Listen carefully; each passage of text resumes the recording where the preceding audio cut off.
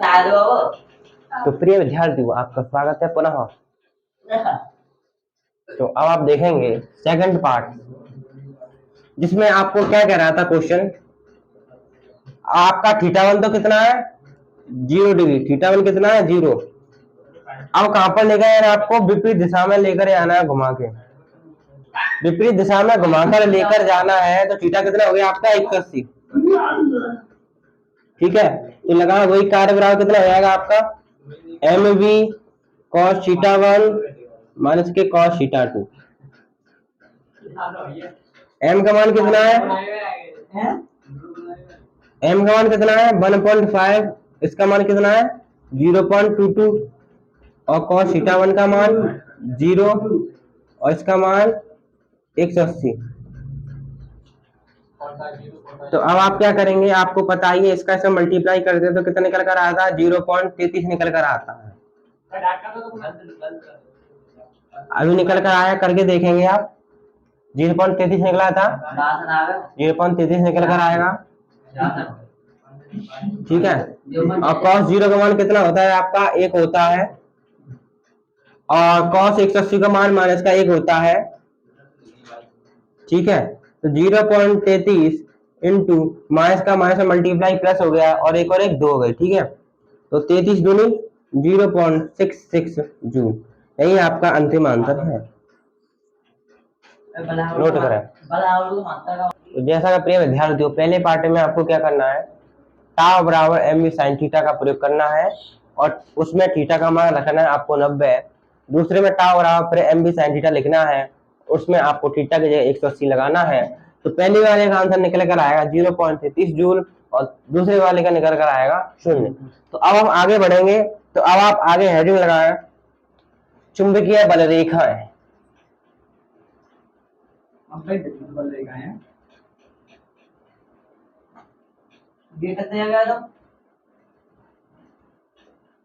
चुंबकीय बल रेखाएं।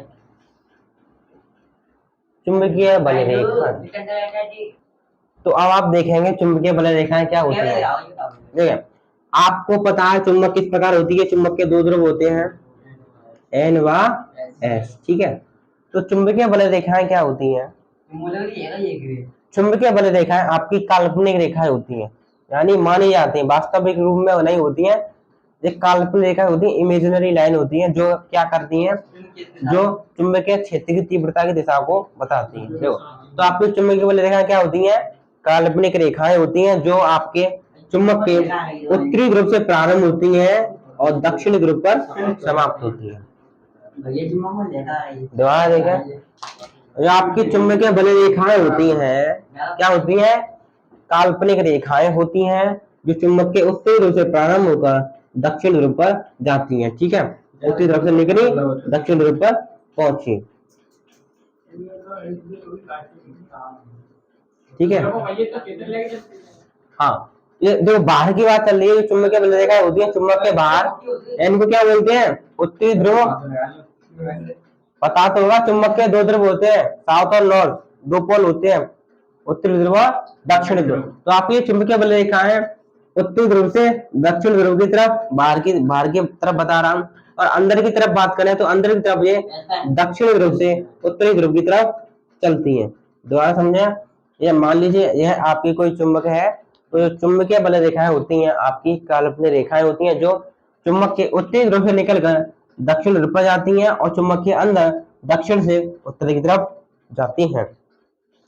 और अगर आप इस चुंबकीय बल रेखाओं के ऊपर कोई भी स्पर्शरेखा खींचेंगे, तो वह चुंबकीय क्षेत्र की दिशा को बताएगी। मान लीजिए इस पर स्पर्शरेखा खींचा, इस प्रकार स्पर्शरेखा खींचना सिखाया हुआ है स्कूल में, तो ये क्या दिखा रहा है, चुंबकीय क्षेत्र की दिशा को बता रहा है। क्या दिखा रहा है, चुंबकीय क्षेत्र की दिशा को बता रहा है। किसी भी पॉइंट पर आप बिंदु लेके स्पर्शरेखा खींचे तो क्या दिखाएगा, वो चुंबकीय क्षेत्र की दिशा को बताएगा। तो समझ में आया क्या बोला मैंने, वे काल्पनिक रेखाएं जो चुंबक के उत्तरी ध्रुव से प्रारंभ होकर दक्षिण ध्रुव पर समाप्त होती हैं, चुंबकीय बल रेखाएं कहलाती हैं। ठीक है, और चुंबकीय बल रेखाओं के किसी भी बिंदु पर अगर आप कोई भी स्पर्श रेखा खींचते हो, तो वह चुंबकीय क्षेत्र की दिशा को, चुंबकीय क्षेत्र की तीव्रता दिशा को बताती है। और जो चुंबकीय बल रेखाएं होती हैं आपकी चुंबक के अंदर दक्षिण से उत्तर की तरफ संचरित होती हैं। तो अब हम इसको लिखेंगे। तो प्रिय विद्यार्थियों, हम यहाँ पर डेफिनेशन लिख रहे हैं। हमने क्या लिखा? वे काल्पनिक रेखाएं जो चुंबक के उत्तरी ध्रुव से प्रारंभ होकर दक्षिणी ध्रुव पर समाप्त होती हैं चुंबकीय बल रेखाएं कहलाती हैं। आप इसमें 2 लाइन और ऐड कर लें। इसके किसी भी बिंदु पर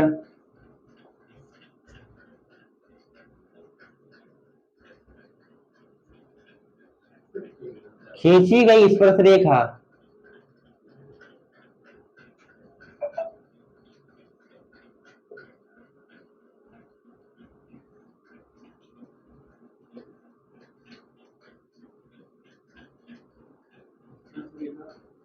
चुंबकीय क्षेत्र की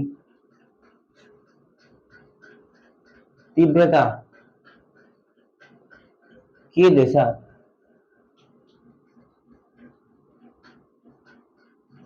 को बताती है। और यह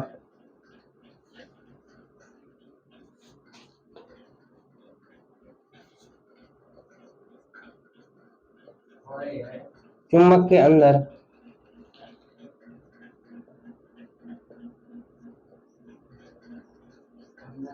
दक्षिणी ध्रुव से उत्तरी ध्रुव की तरफ संचरित होती हैं।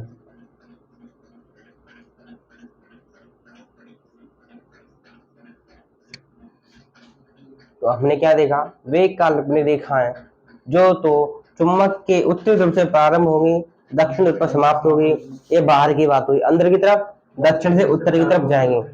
अगर आप इन रेखाओं के ऊपर कोई भी टेंजेंट खींचोगे या स्पर्श रेखा खींचोगे तो वह हमेशा चुंबकीय क्षेत्र की दिशा को बताएगी। ठीक है, तो ये आपकी चुंबकीय बल रेखाएं होती हैं। अब इनका निर्माण देखेंगे और गुण देखेंगे। तो अब आप हेडिंग लाए चुंबकीय बल रेखाओं का निर्माण। निर्माण 2 स्थिति में इसका निर्माण देखेंगे। पहली स्थिति क्या है? जब दो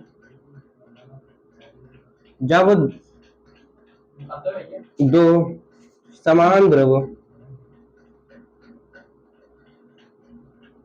परस्पर समीप उपस्थित हो। हाँ, जब 2 समान ध्रुव परस्पर समीप उपस्थित हो तो चुंबकीय बल रेखाओं का निर्माण किस प्रकार होगा?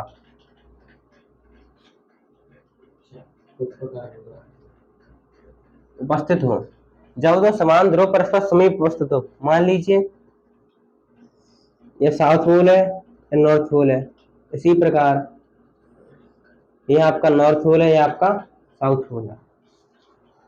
तो आपको तो पता है चुंबकीय बल रेखाएं एन से निकलेगी, एस पर जाएंगी, एन से निकलेगी, एस पर जाएंगी।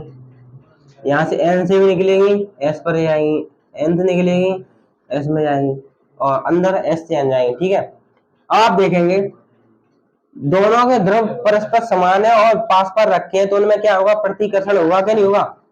तो मान लीजिए चुंबकीय बल इसकी निकली और ये इसकी निकली, इसकी भी निकली, इसकी भी निकली। दोनों के ध्रुव पास पास है, दोनों में क्या होगा? प्रतिकर्षण नहीं होगा। चुंबक देखेंगे कई बार कुछ ऐसी स्थिति जब पास पास लेकर आती है तो पास आ जाती है, कुछ ऐसी तो दूर दूर भगती है। वे दूर दूर तब भगती है जब उनके समान ध्रुव हो। जब आप नॉर्थ से एन से एन मिलाओगे तो दूर दूर भगेंगी, एस से एस मिलाओगे तो दूर दूर भगेंगी। तो आपको पता है चुंबकीय बल रेखा देखो निकलेगी, ये भी निकली, ये भी निकली, इसकी भी निकली, इसकी भी निकली। तो पास पास होने के कारण एक दूसरे फट गई है, मतलब क्या हो गई?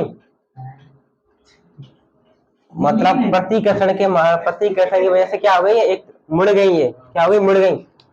तो मुड़ने की वजह से इनके बीच में खाली जगह रह गई। क्या रह गई?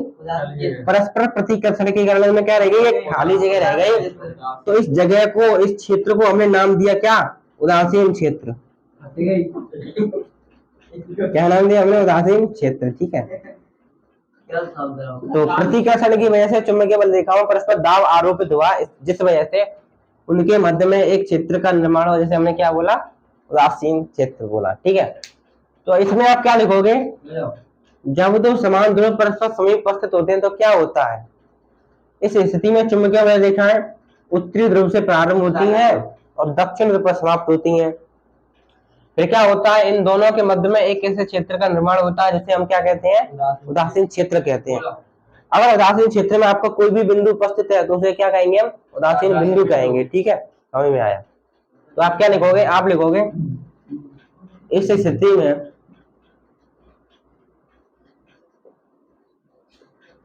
चुंबकीय बल रेखा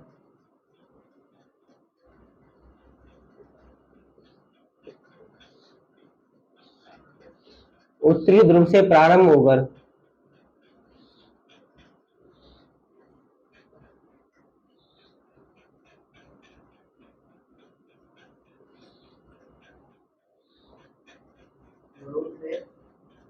प्रारंभ होगा दक्षिण ध्रुव पर समाप्त होती है।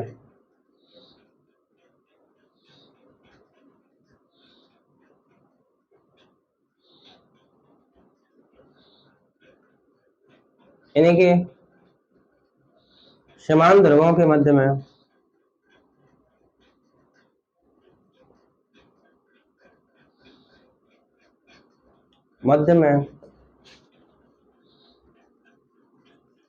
एक ऐसे क्षेत्र का निर्माण होता है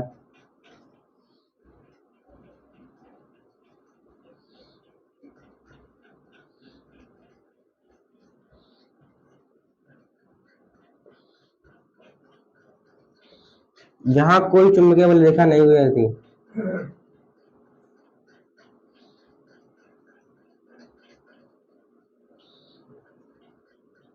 बल रेखा नहीं गुजरती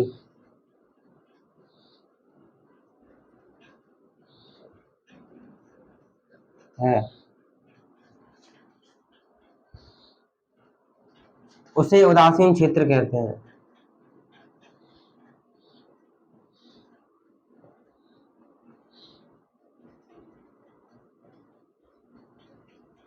तो हमने क्या देखा, इस स्थिति में चुंबकीय बल रेखा उत्तरी ध्रुव से प्रारंभ हो रही है, दक्षिण ध्रुव पर समाप्त हो रही है और इनके समान ध्रुवों के मध्य एक ऐसे क्षेत्र का निर्माण हो रहा है जहां पर कोई भी चुंबकीय बल रेखा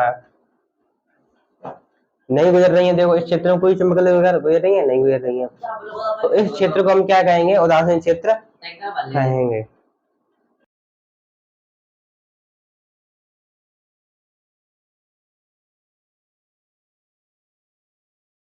अब हम देखेंगे जब दो विपरीत ध्रुव परस्पर समीप उपस्थित हो। तो आपको पता है चुंबकीय बल रेखा एन से निकलेंगी एस पे जाएंगी, एन से निकलेंगी एस पे जाएंगी, एन से निकलेंगी एस पे जाएंगी, एन से निकलेंगी एस पे जाएंगी। ठीक है,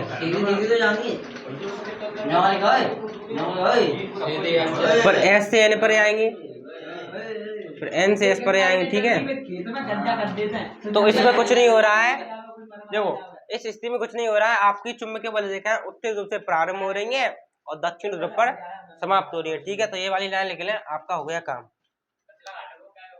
अब आप देखेंगे चुंबकीय बल रेखाओं के गुण। पहला गुण क्या है, ये कैसी रेखाएं होती हैं, ये काल्पनिक रेखाएं होती हैं। कहां से प्रारंभ होती हैं, उत्तरी ध्रुव से प्रारंभ होंगी, दक्षिण ध्रुव पर समाप्त होंगी। तो आप क्या लिखोगे, ये काल्पनिक रेखाएं होती हैं।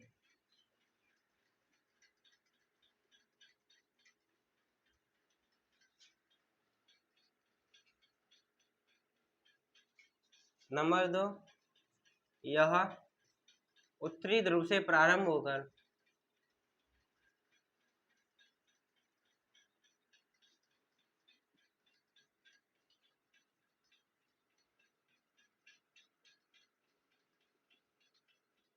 दक्षिणी ध्रुव पर समाप्त होती हैं।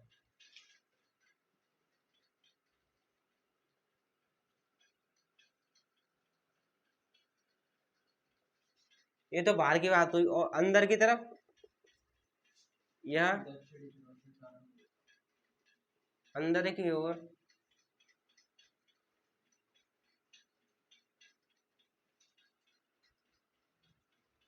दक्षिणी ध्रुव से उत्तरी ध्रुव,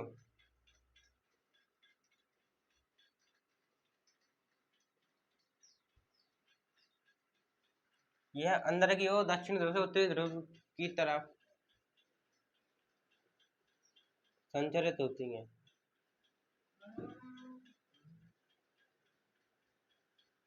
तो आपने देखा चुंबकीय बल देखा एन से निकली एस में गई, अंदर एस से एन में आई, तो बंद लूप नहीं बना रही है। तो आप लिखोगे यह बंद लूप का निर्माण करती हैं, यह बंद लूप बनाती हैं,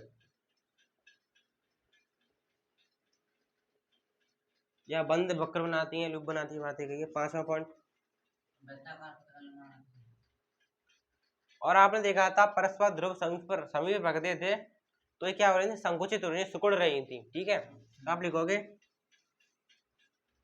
यह लंबाई के अनुदिश यानी लंबाई के समांतर, यह लंबाई के अनुदिश संकुचित होती हैं।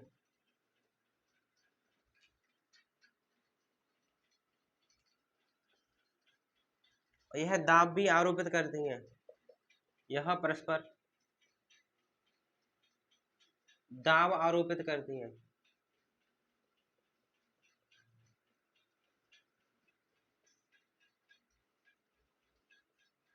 अगर आप चुंबकीय बल रेखाओं के किसी भी बिंदु पर स्पर्शरेखा खींचोगे तो क्या दिखाएगी वो, चुंबकीय क्षेत्र की तीव्रता की दिशा।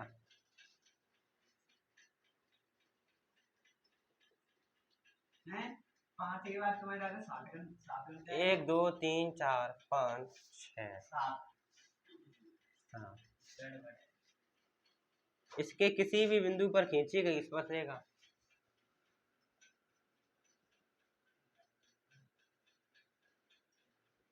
बिंदु पर खींची गई स्पर्शरेखा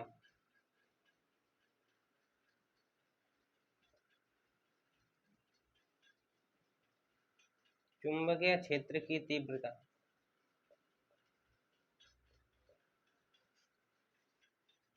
की दिशा को प्रदर्शित करती है।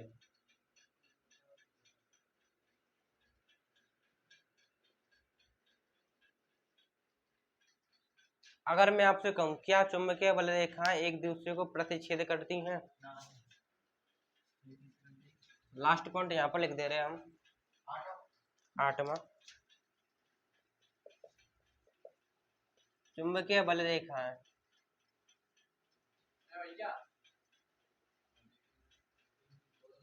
कभी भी एक दूसरे को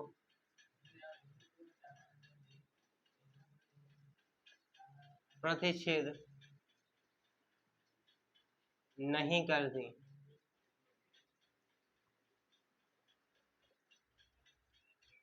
ये चुंबकीय बल रेखाएं कभी भी एक दूसरे को नहीं काटती हैं।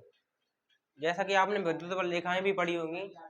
अगर मान लीजिए आपकी चुंबकीय बल एक ये रही एक ये रही, दोनों ने एक दूसरे को काट दिया तो एक ही बिंदु पर चुंबकीय क्षेत्र से आपको कितनी प्राप्त हुई, 2 प्राप्त हुई। इसके अनुसार तो ये हो गई, इसके अनुसार ये हो गई, तो एक ही बिंदु पर चुंबकीय क्षेत्र से 2 प्राप्त हो रही हैं। इसलिए हम कहेंगे कि चुंबकीय बल रेखा कभी भी एक दूसरे को प्रतिच्छेद नहीं करती। क्यों नहीं करती, तो आप देखो क्योंकि कटान बिंदु पर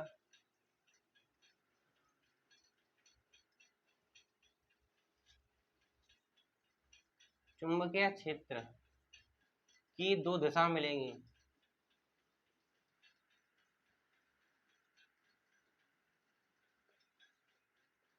जो कि संभव नहीं है।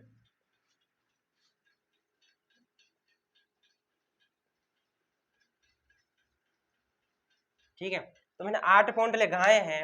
8 में से आपको लगभग 2 3 4 भी याद हो जाए तो पेपर लिखना कोई दिक्कत की बात नहीं होगी। ठीक है, तो आप ऊपर भी देख सकते हैं लिखा है चुंबकीय बल रेखाएं, चुंबकीय बल रेखाएं कभी भी एक दूसरे को काटती नहीं है। क्यों, और काटेंगी तो उस कटान बिंदु पर 2 दिशा प्राप्त होगी चुंबकीय क्षेत्र की, जो कि संभव नहीं है। तो आप इनमें से कोई भी आप अच्छे से पॉइंट पेपर में लिखकर आ सकते हैं। मैंने तो आपको लिखा दिए हैं 8 पॉइंट। पेपर के टाइम पर आपको कुछ ना कुछ तो याद रहेगा ही। तो आज के लिए प्रिय विद्यार्थी इतना ही, धन्यवाद। बाहर।